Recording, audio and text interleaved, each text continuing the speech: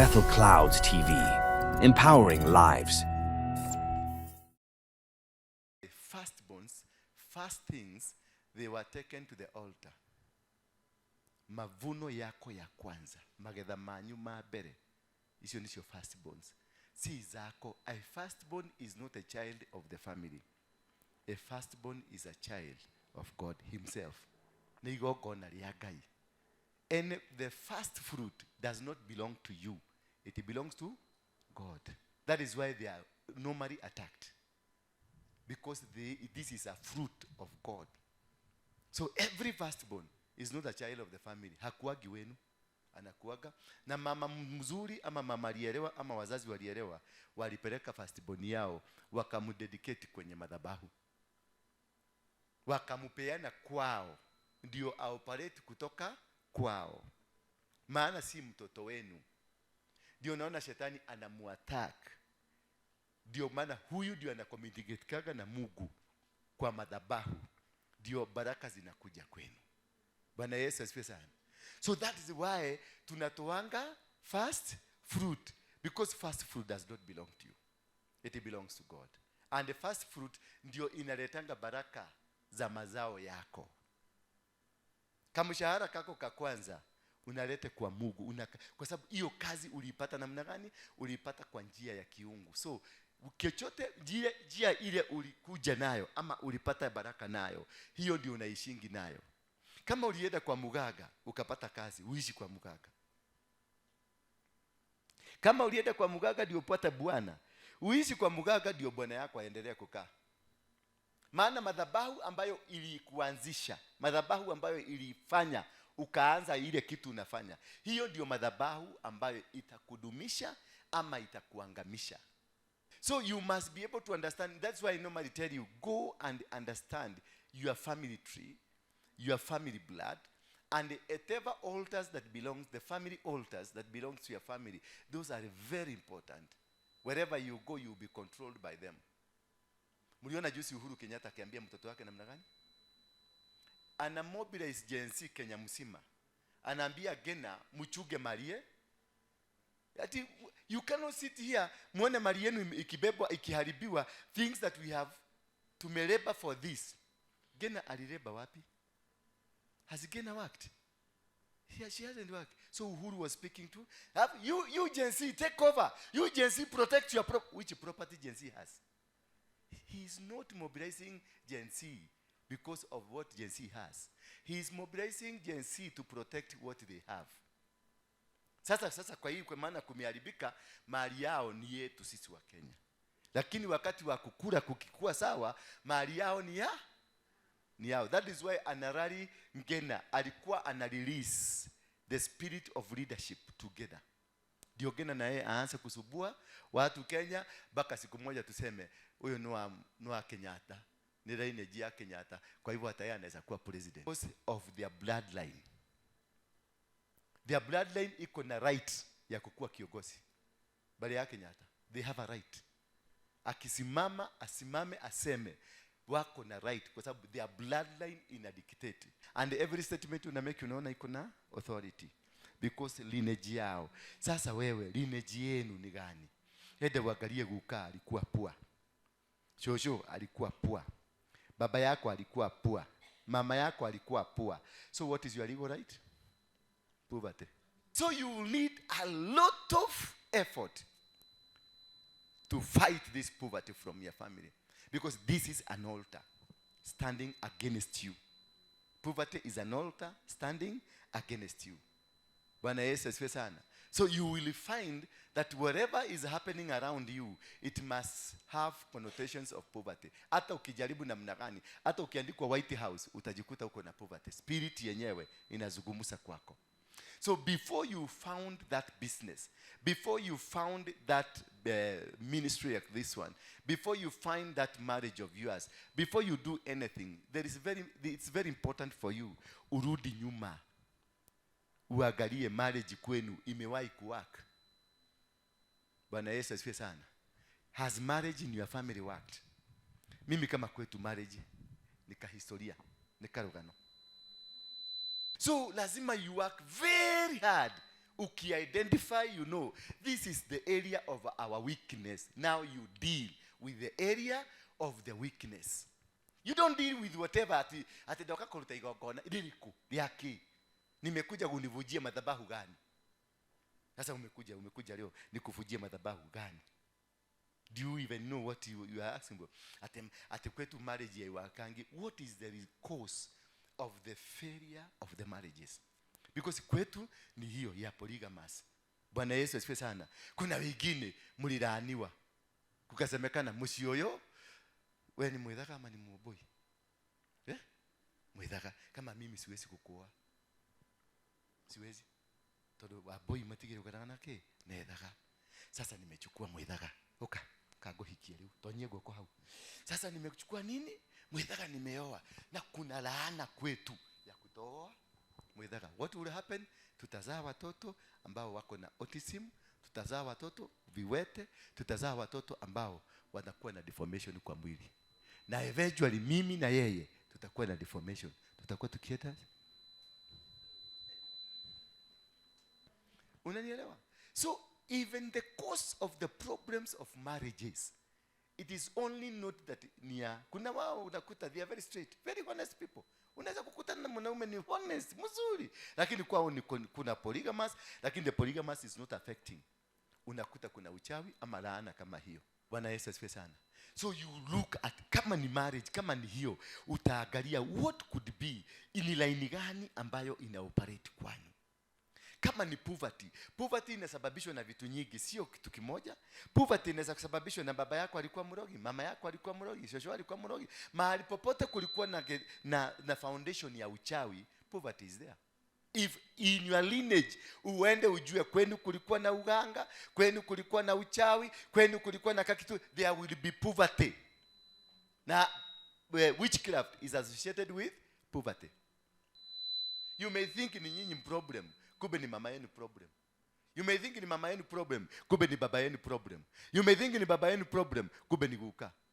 Bwana Yesu asifiwe sana. Ama mtu alikuja akaolewa kwenu, kumbe yeye ni madhabahu ya poverty akaleta kwenu. It's very critical for you.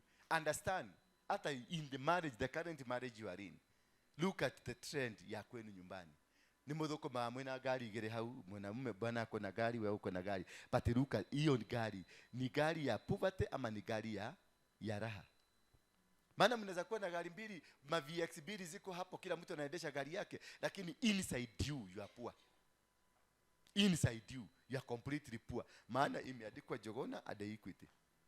Na hii mwingine imeandikwa Mere at what? KCB. So is that your car? Can you be counted as a person who is rich? You are still poor because that car is not yours. Bwana Yesu asifiwe sana. Nyumba ile mnakaa ni mortgage.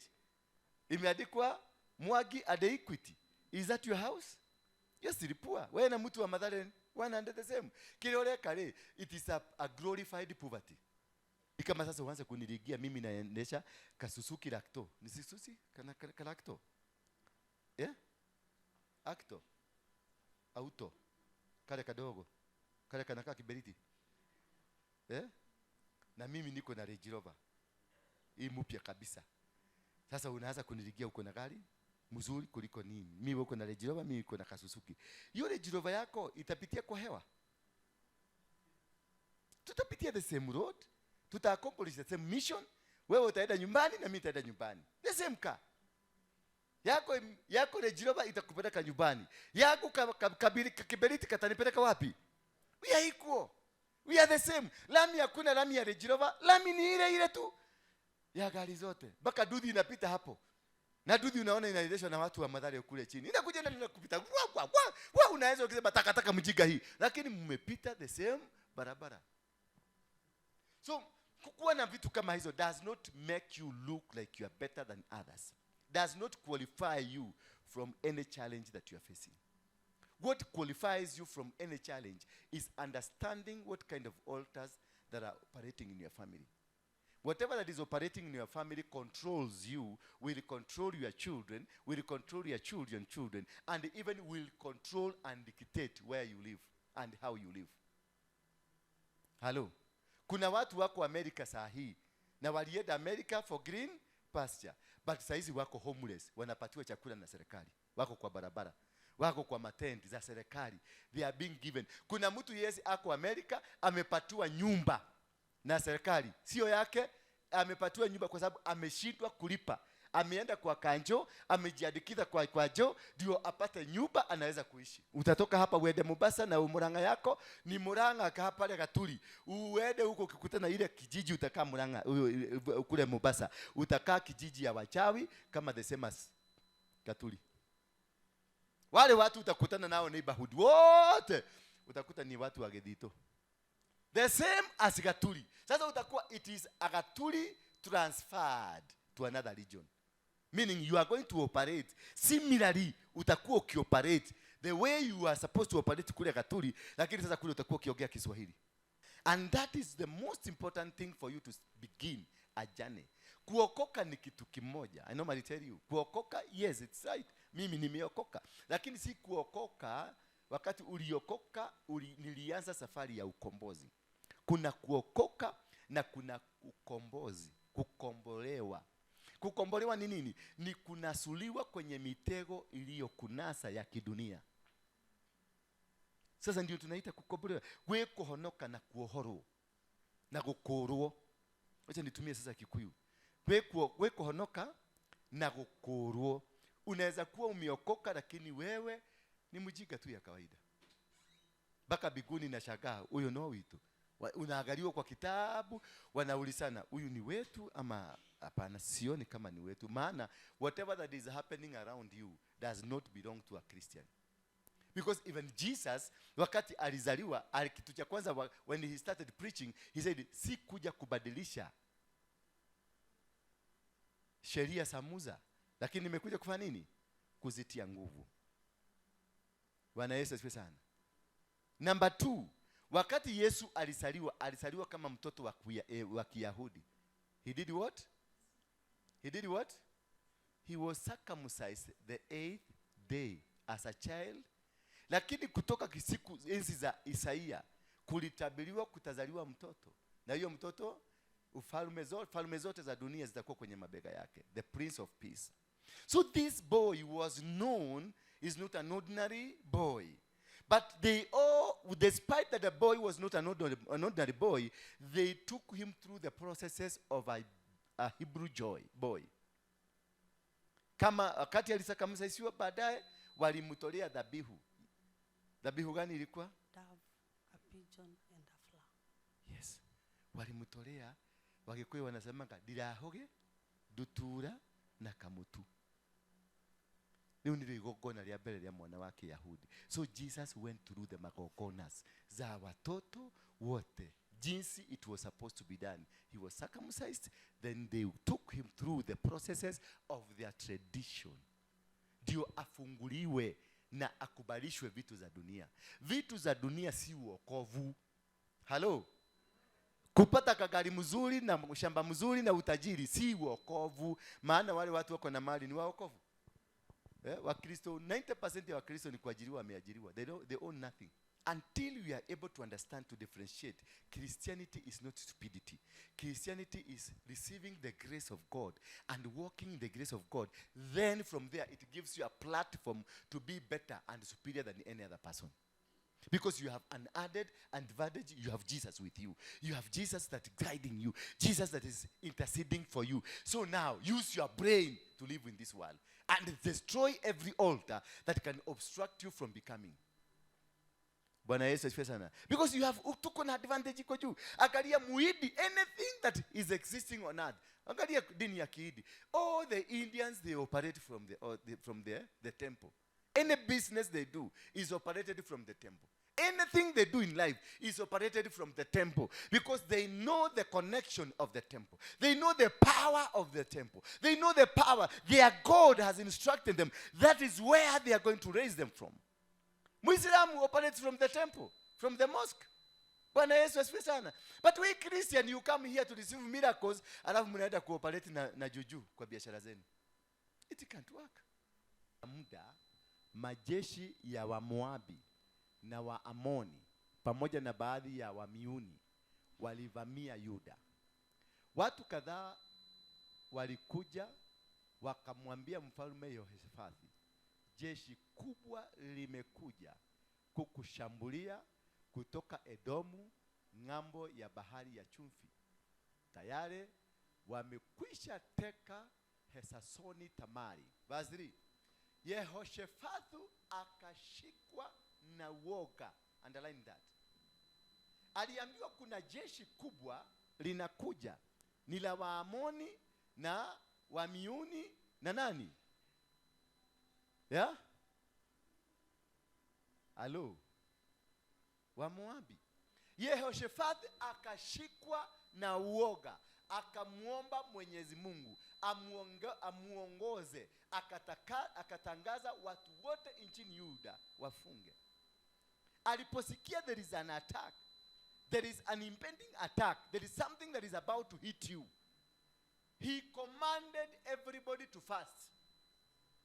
He commanded everybody to go to God, so that we may be able to understand what could be the source or what could be the problem that is about to attack us.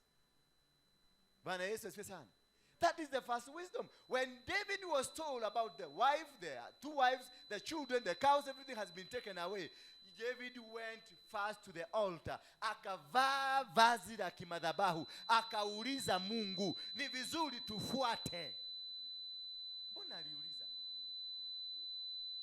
Mbona akaenda kwanza kumuuliza Mungu? Because alikuwa ametoka kwenye vita na alikuwa ameshinda Wafilisti, kurudi akakuta Waamaleki wameteka mke wake. Kisha aliuliza kwanza. He went to consult with God to understand. The most important thing is to understand what could be the root cause. Is it ni sisi tumekosea, ama ni kitu kingine, ama ni eneo hili limekosea? Maana eneo linaweza kusababisha umaskini wako. Wewe unaweza kusababisha umaskini wako. Bloodline yako inaweza kusababisha. That is why they went first to seek God, to ask God, could this be you? Do you understand the problem you are facing? Do you understand what is happening around us? That's the only source of the information that you have. Because nyanya yako ndio alikuwa mchawi, si baba yako. Nyanya yako alikufa kitabo na mutio ikinyaruka no rwacho uguo no ali modo mogo ali morogi. So utire modo uyo horosho, what will you do? Utasukuka makanisa yote ukiomba baba rekeke boyo na hauelewi. You are fighting a war that you don't understand. That is why we first go to seek, and that is what Jesus said. If you have a challenge and a problem, fanya ni omba, pray, and you will be answered.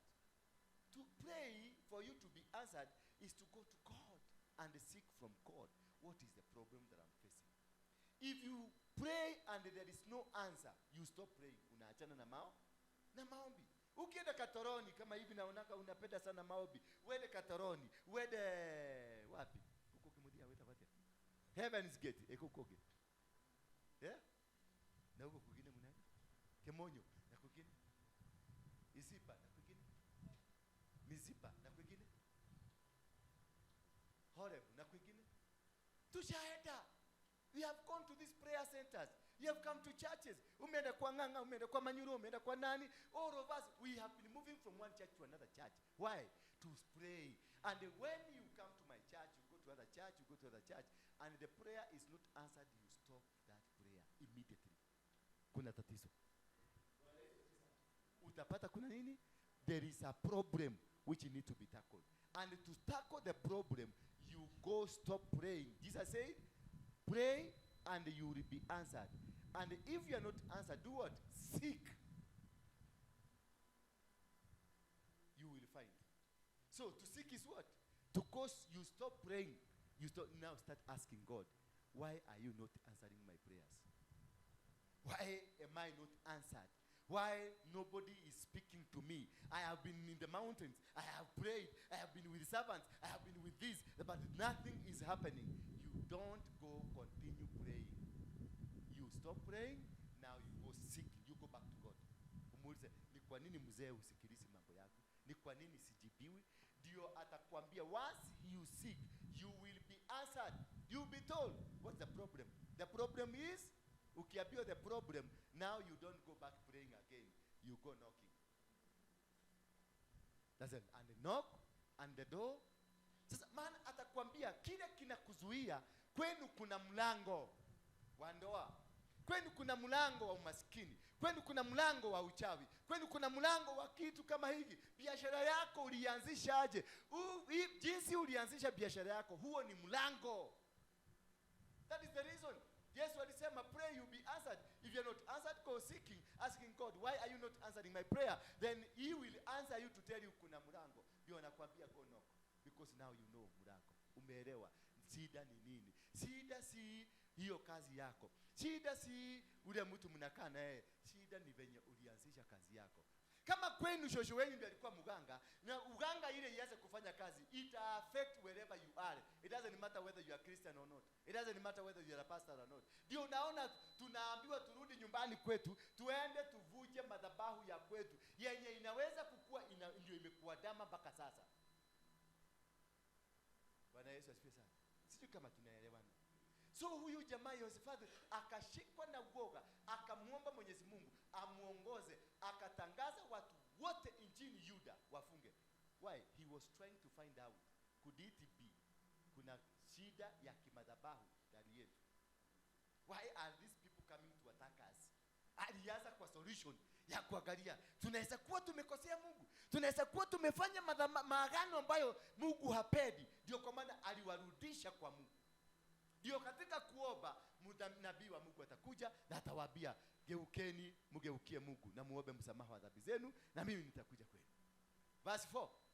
Watu wakaja Yerusalemu kutoka miji yote ya Yuda. Wakakuja Yerusalemu kutoka miji yote ya Juda, wakakusanyika ili kumuomba Mwenyezi Mungu awasaidie kuelewa ni kwa nini maadui wanakuja.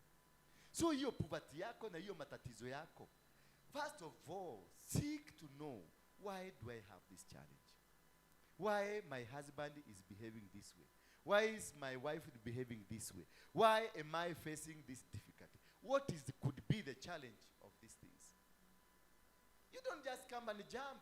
Unaanza kutoa dhabihu, unaanza kutoa hii, unaanza kukimbia kanisa ukisikia nabii fulani amekuja, mnakimbia huko. Nimekuja kuvuja madhabahu. Unasikia dhabihu mwingine unakimbia huko.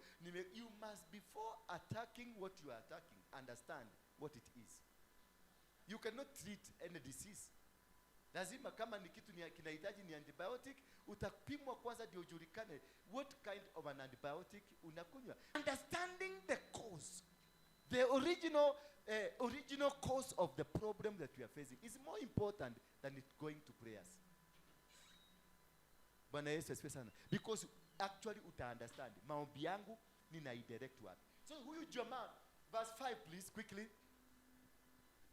Huyu jamaa alipoendewa, Yehoshafati akasimama katikati ya kusanyiko la watu wa Yuda na Yerusalemu, mbele ya ua mpya wa nyumba ya Mwenyezi Mungu.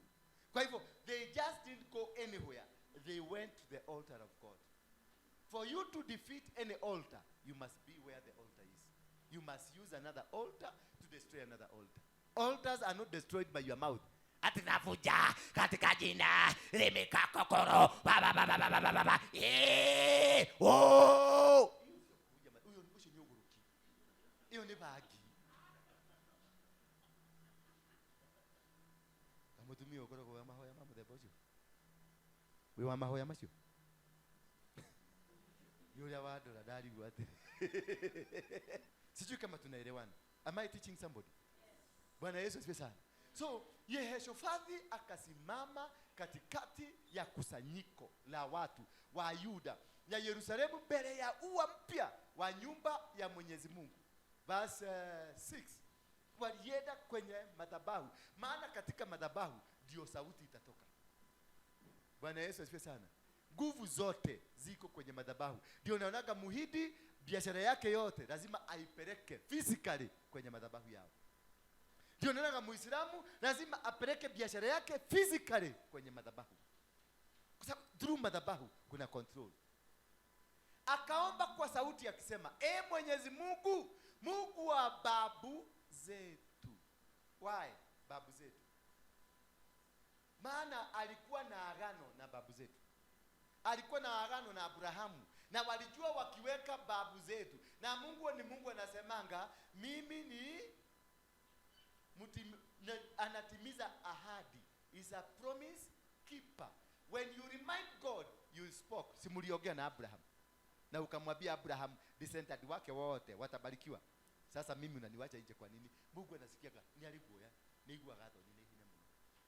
Anakujaga quickly because animutimizi, anajua kutimiza ahadi. Mungu hatakagi aibu dogodogo zile mnakuaga nazo. Ukimwambia you said you will never forsake me nor leave me, atakuja immediately. That you said hata nikiwa katikati ya bonde la mauti utakuja, atakuja. If you remind God on the promises, when you are praying, when you wherever, wachana story mingi za prayers, remind God of the promises. Anaogopaga. Hapo ndio Mungu anakuaga kiguoya. Hatakagi aibu dogodogo. Hatakagi asemekane yeye ni muogo, maana he is a keeper of every promise that he said. So if you remind God on the promises, he will stand with you. Bwana Yesu asifiwe sana. Akaomba kwa sauti akisema, Mwenyezi Mungu, Mungu wa babu zetu, wewe ndiye Mungu uliye mbinguni. Wewe unazitawala falme zote za dunia. Unao uwezo na nguvu. Angalia hiyo statement. It's an intimidating statement to God. He's talking about promises. It's an intimidating statement. You intimidate God. If you want the result, piga Mungu hapa, mweke geta, vinya, atakupatia result. Na hii sasa huyu jamaa ni geta. Ati Mungu wa babu zetu anamremind ulikuwa na agano na Abraham. That is one reminders. Wewe ulikuwa na agano. The descendants wa Abraham hakuna siku watateseka. Hakuna siku watapigwa. Hakuna siku wataonewa. Hakuna siku watadhulumiwa. That was number 1. Number 2, statement number 2. Wewe ndiye Mungu uliye mbinguni. Yaani kumweza kumuinua. Ati wewe ni Ngai munene. Wewe ni Mungu wa miungu yote. Wewe ndio mkubwa. Sasa naambia Mungu namna gani? Sasa shidwa tuone. Anamwambia shidwa tuone. Tu ni ukohoto. Ketuo ni ukihoto. Unaona venye anapiga Mungu kafare? Anamweka geta. Lakini sasa tukienda nyinyi mnaopaka namna gani?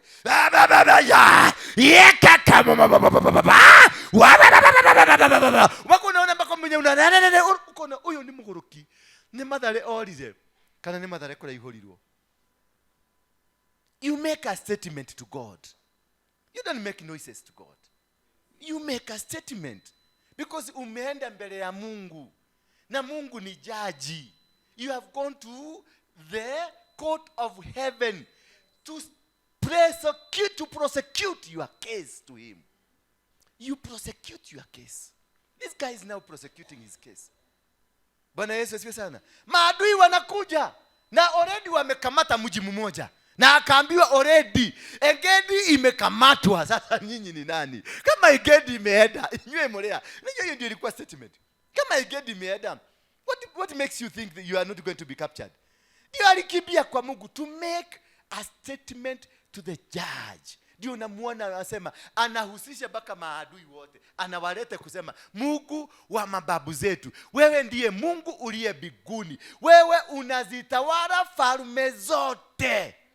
Mpaka hiyo inakuja kutupiga ni wewe. Sasa wewe jipige. Ilikuwa statement ya kumwambia Mungu sasa jipige. Hii falme ni yako, hata hiyo inakuja kutupiga ni yako. Sasa kama tutatwagwa, sasa wewe amua nani anafaa kutwagwa kuliko yule mwingine. He is prosecuting his case. Do you prosecute your case? Ama you are making noises in the name of prayers? You prosecute. You lay down a foundation of your case when you are going to God. Akame wewe unazitawala falme zote duniani. Una uwezo na una nguvu. Ni wapi amejiweka hapo? Ni wapi amejitaja? He has not even mentioned himself. He has not mentioned the case. He has not mentioned anything. He glorified the kingdom of God. He glorified God. So when he will make a statement, just one statement, everything will work for him.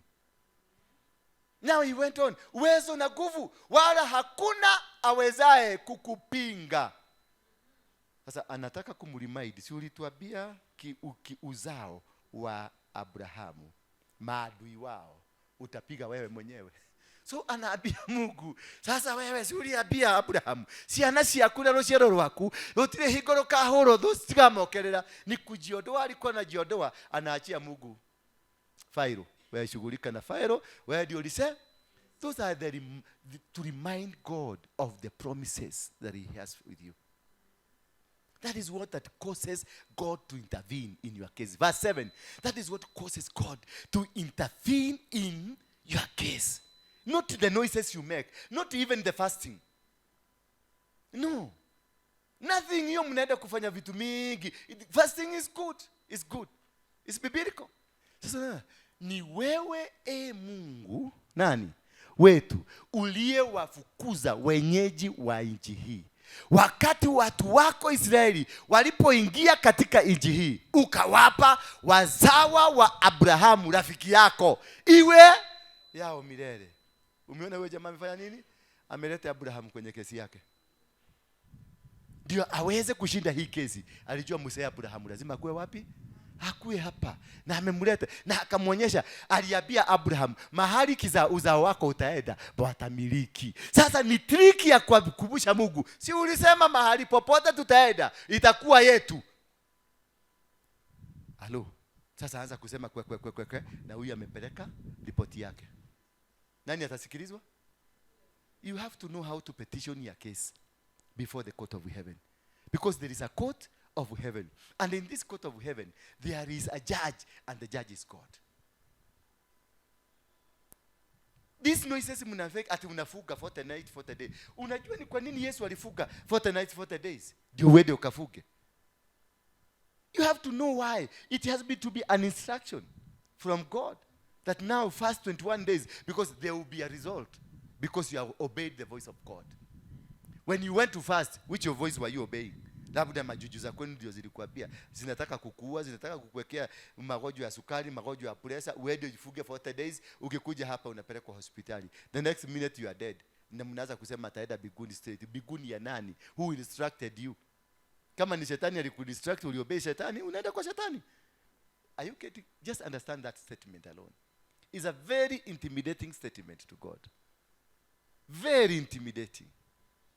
Hata wewe ukiambiwa hivyo, na kama ulikuwa umeinua bunduki juu unaweka chini. Kama ulikuwa umeinua paga juu unaweka chini. Maana amemwambia ati kwamba walijua wakipatwa na maafa yoyote. Ulituambia hivyo. Wewe Mungu ndio ulituambia. Ati kuje vita. Sasa hapo ndio ameweka hiyo vita. Lakini alikuwa ameanza na story gani? Story nyingine ya kusifu Mungu. Sasa hapo ndio ameweka petition yake. Ati ukipatwa na vita, walijua wakipatwa na vita ama maradhi mabaya au njaa, basi watakuja na kusimama mbele yako mbele ya nyumba yako, hili mbele yako wakulilie katika shida zao. Ametaja ka problem, the main problem as a very small problem. Vita. Na ameenda kwa maradhi, ameenda kwa vitu zingine, ameenda kwa problem zingine, amewachana na the main problem. Ame-minimize. Ikuwe sio hiyo ambayo imekupeleka mbele ya Mungu. So adili na vitu zo. Lakini sasa sisi tuna magnify because the devil would want you to magnify the small problem that you have. And then you will be walking around glorifying the devil instead of glorifying God. This man refused to glorify the devil. This man said, alitaja kitu kidogo tu na akaenda na akasema utawasikiliza na kuwaokoa. Intimidating and telling God, this one you must do whether you like it or not. Sasa watu wa Amoni, sikiliza sasa. Sasa watu wa Amoni, Moabi na watu wa mlima wa Seiri ambao hukuwaruhusu baba zetu wawashambulie. Shika hiyo statement sasa. Yani adwaya wagiririe maithe maito, ndwetekeririe maithe maito mamahure na ne mari no hoti wa kumanina. No wagiririe maithe maito ate nio maroka rigo tuhura. Aria wagiririe when you were cause. This man was telling God, you are the cause of this problem. You better come and solve the problem quickly. Bwana Yesu asifiwe sana. Akamwambia ambao hukuwaruhusu babu zetu wawashambulie nchi zao. Walipotoka Misri wakapitia kando kando wasiwaangamize. Yani tulikuwa na uwezo wa kuangamiza, lakini mababa zetu uliwaambia piteni kando kando. Sasa ya watu ulisema tusifanye hivyo, ndio hawa sasa. Ndio wamekuja sasa. Wewe jua venye utafanya na watu wako. Hiyo ndio ilikuwa statement. Wewe hata menyole weka na adui wako. Tuendelee. Tazama jinsi wanavyotulipa. Wanakuja kututoa katika nchi yako uliotupa ili iwe mali yetu. Unaona bado hawajakubali nchi yao, wamemrudishia Mungu. Nigetha Ngai waho tohotero kundu wa kwaku. Are you listening to how this man is prosecuting his case? That is how to win battles. That is how to conquer. Not to make noise. It's how you approach your God and how you speak to him.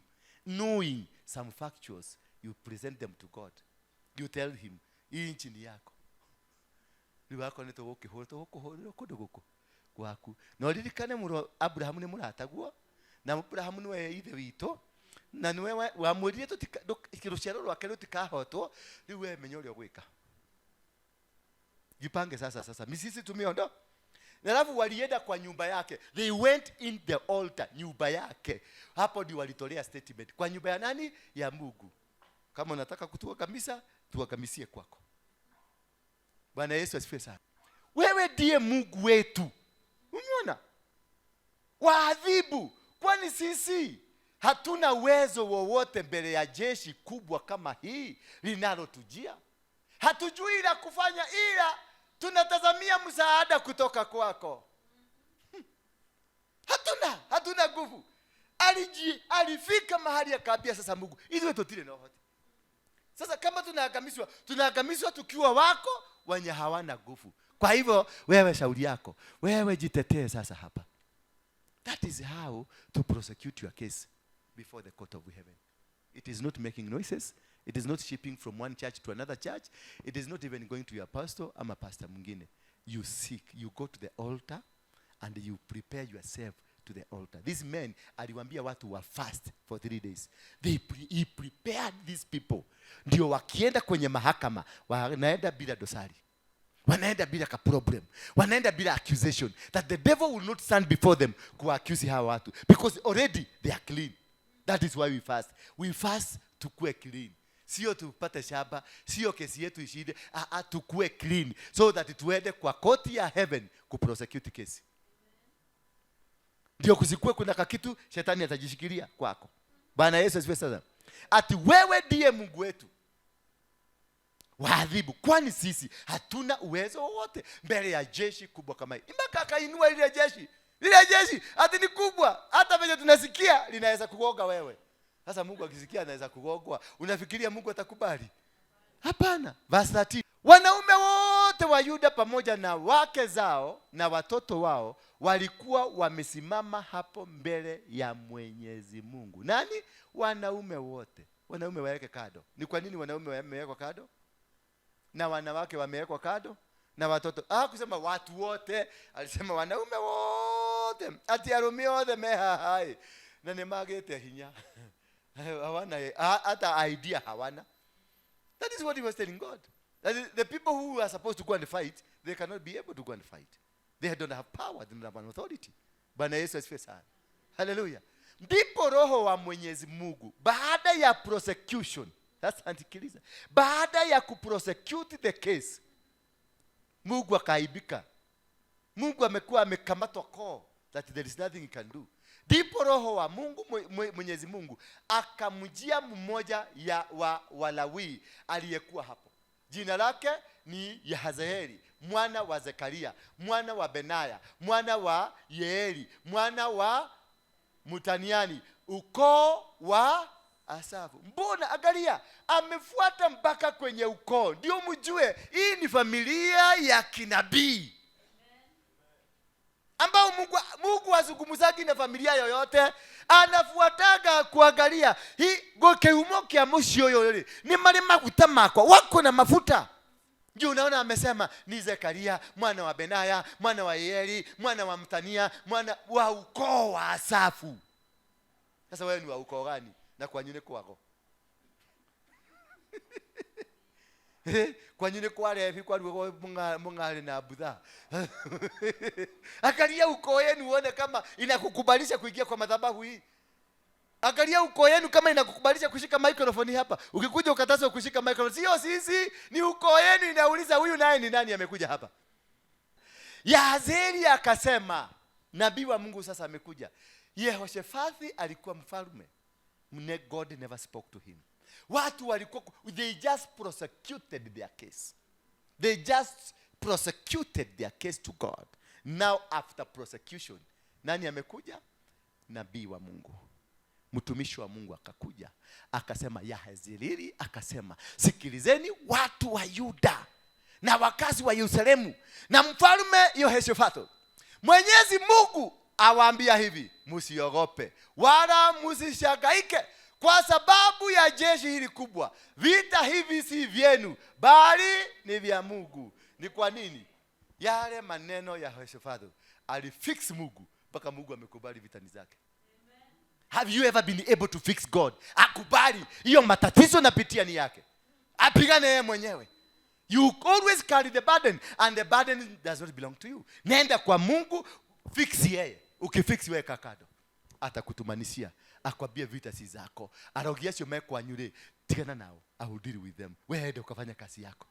Bwana Yesu asifiwe sana. Na milango yako utaona inafunguka. Milango yako mahali popote utaenda, everything will work for you because God is a God who will never fail you. God is a God who will never let you down. God is a promise keeper. He is a way maker.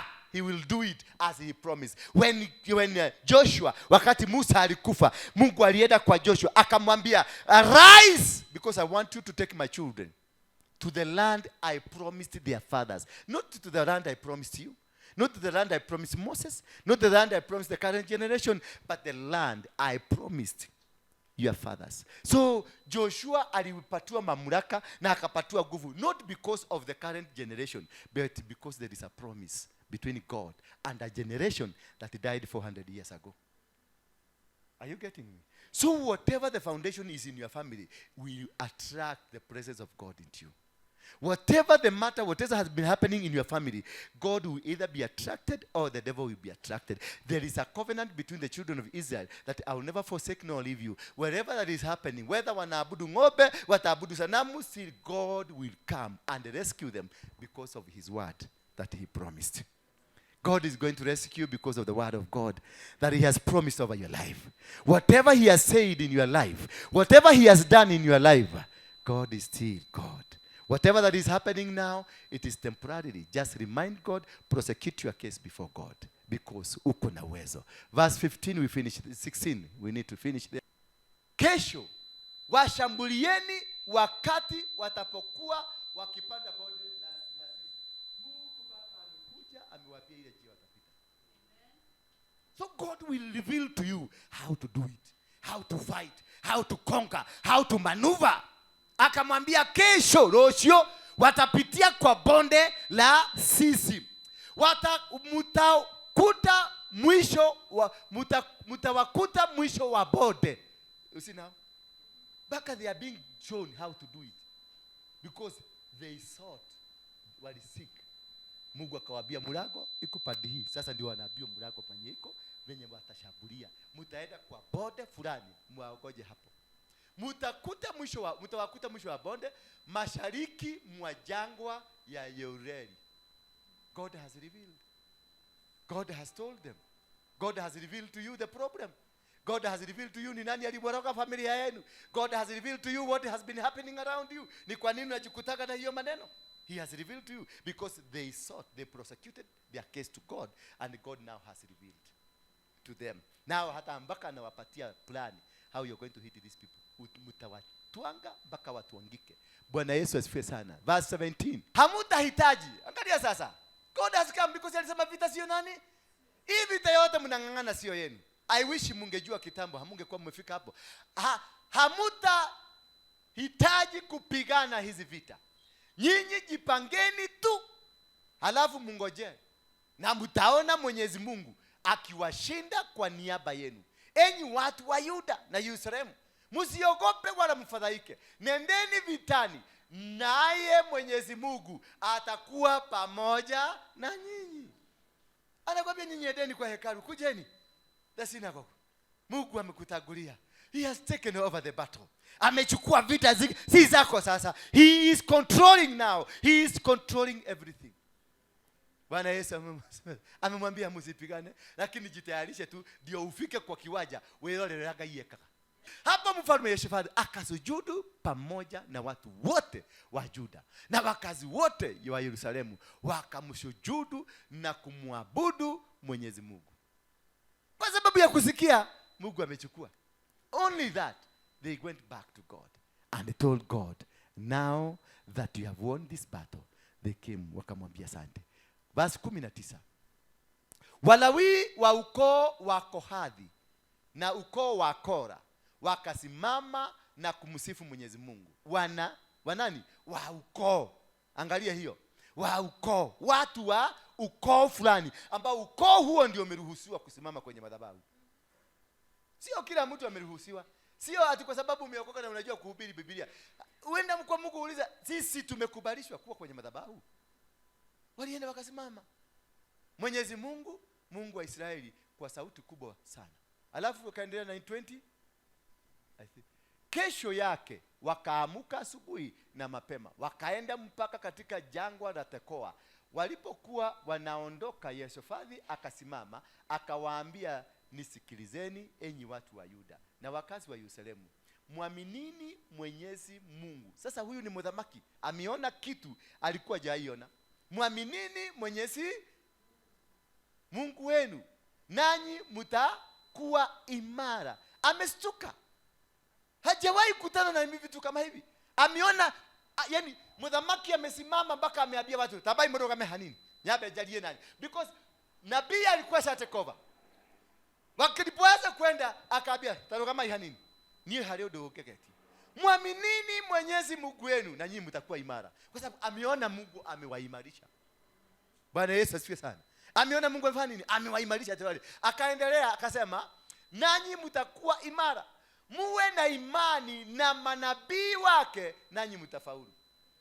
Yani ni kuona maudo mariona that I expect this. Yani kuwa imara katika Mungu na muamini manabii ndio. Ndio wewe uko na nabii mgani? Because prosperity is attached to your prophet. For you to be successful, believe and trust in your prophets, and you shall be prosperous. Bethel Clouds TV, empowering lives.